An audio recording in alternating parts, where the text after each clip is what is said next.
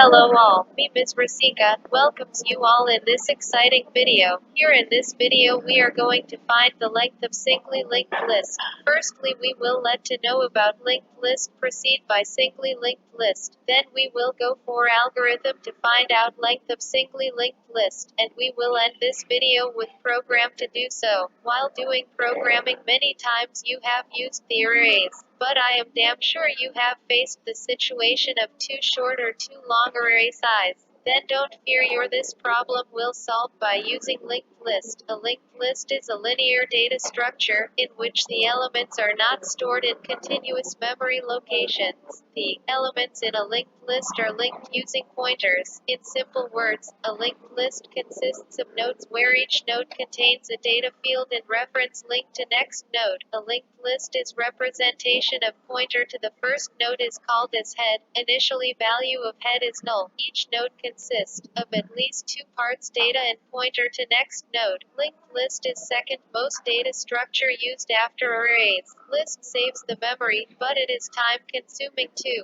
Singly linked list. It is one of types of linked list, easiest to implement.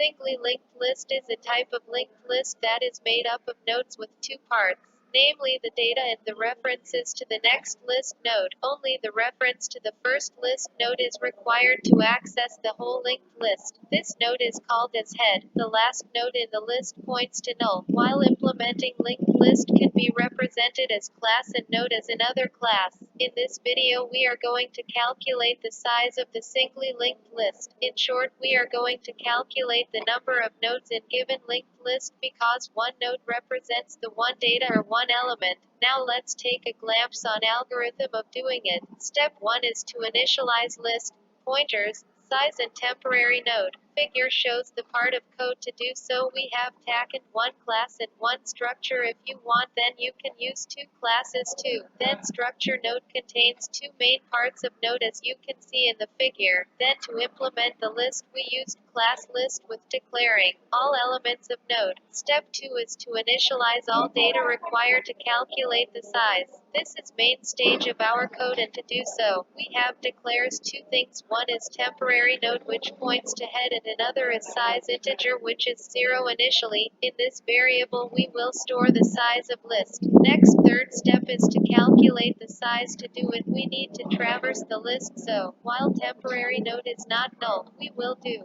temp equals temp next, and with each movement we will increase the size. When temp next will be null, then it will be last node of list, and we will come out of list. Then last step comes to print size of list. Let's go to code this.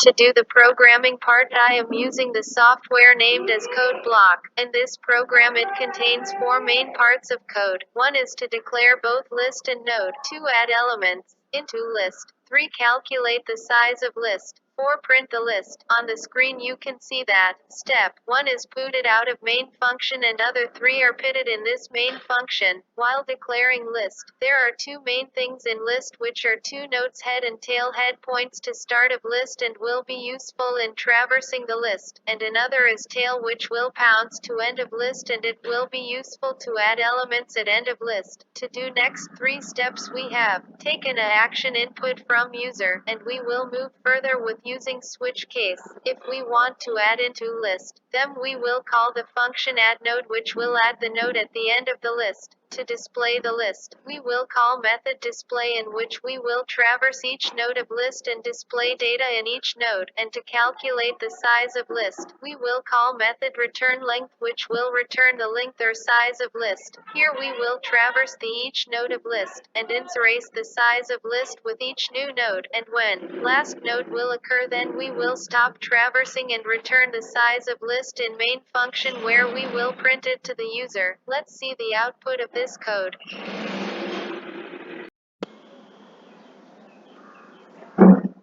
Here firstly we will add all the list elements in the list. When it will be over, then let's review the whole list and see we have added these elements in the list. Now let's see the size of the list, and look, it is there. We have got the exact size of the list.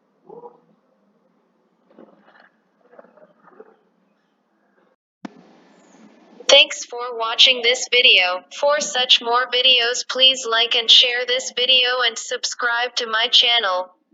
Thanks for watching this video.